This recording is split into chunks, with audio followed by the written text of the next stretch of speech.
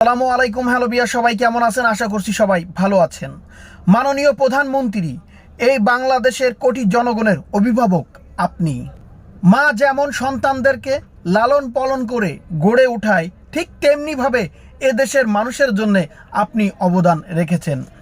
কিন্তু কষ্টটা আমাদের এখানে, মুক্তিযোদ্ধার নামে আপনি কাদেরকে এই মুক্তিযোদ্ধা কোঠার সুবিধাটা দিচ্ছেন, এটাও আমাদের অন্তরে হৃদয় বড় ব্যথা। যে আপনি বলেছেন মুক্তিযোদ্ধা কোঠার সুবিধা আমি মুক্তিযোদ্ধা সন্তানদেরকে দিব না, রাজাকারদেরকে দিব।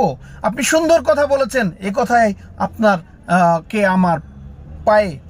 পায়ে আমার সেলুট জানাচ্ছি। যে কিন্তু আপনি যাদেরকে এই সুবিধাটা দিচ্ছেন, আসলে তারা অরিজিনাল মুক্তিযোদ্ধা কিনা, ভুয়া নামে কতজন সুবিধা নিচ্ছে, এটাও আপনাকে যাচাই করার প্রয়োজন আছে।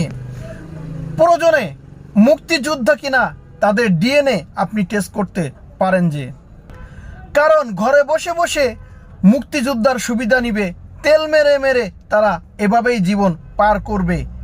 জনগণের ট্যাক্সের টাকায় তারা পায়ের উপরে পা নাচিয়ে আরও কত গুণগান, 14 পুরুষ তাদের বসে খাবে, সে ব্যবস্থাও হয়ে যাবে।